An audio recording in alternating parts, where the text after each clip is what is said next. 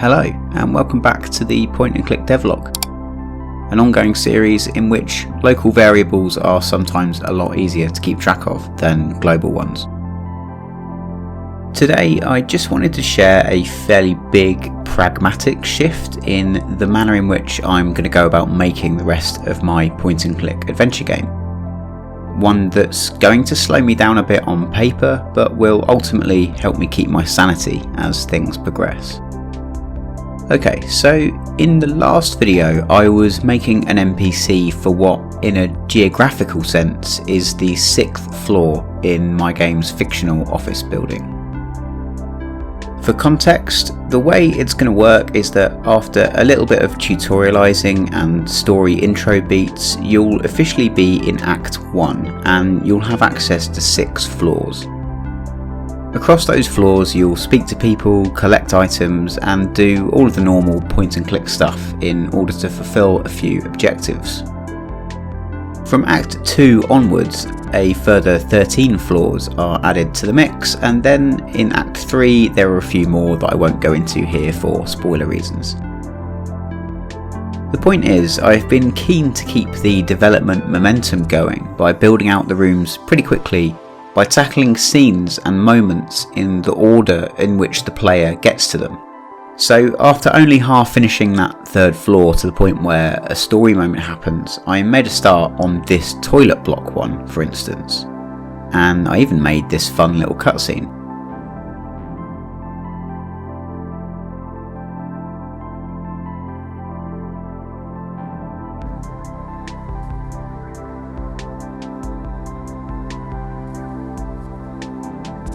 But then I realised something. By half-arsing these rooms and doing only what I found fun before moving on, I'm leaving a trail of half-finished rooms in my wake that I'll need to come back to and unpick later on. Like, take this reception or lobby for example. You actually do a fair amount of stuff in this room over the course of the game, and our receptionist Amy acts as a kind of anchor. She'll remind you what you need to be doing, and her dialogue options will generally change as you go through the game. But I hadn't set any of that up. I did a couple of bits and then moved on to the next room. So I've made a decision to be sensible at the cost of that fun progression, and it all starts with this spreadsheet. I love a good spreadsheet, and this ugly bastard is a really good one. It's more or less a giant checkbox for everything that I'll need to get set up in every room, including artwork, items, animations, NPCs, conversations, and pretty much everything else. The aim is pretty simple. Don't move on to the next room until the one I'm working on is done, and I mean done for the whole game.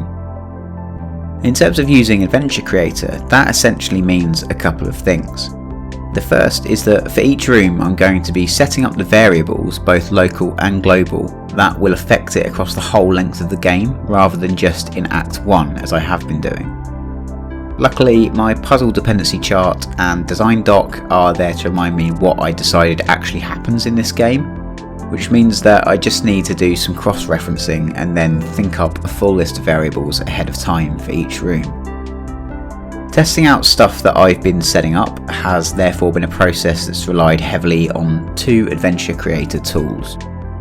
One is the ability to alter the starting value of a variable, by which I mean that if something later on in the game sets a variable to true that then allows you to do something in one of these rooms, I can set its starting value to true for testing. Likewise, there is this godsend of an option in the inventory menu, Carry on Start, which just means that your character will have whatever it is you're testing on him when you load up a test. The good news though is that by having this logic set up fully, I won't have to go back and shoehorn things into the already long and quite confusing action lists. And it also means that when I finish that last floor in the Act 1 section, I'll have finished Act 1. There'll be no going back to retrofit variables because it'll already be done for me.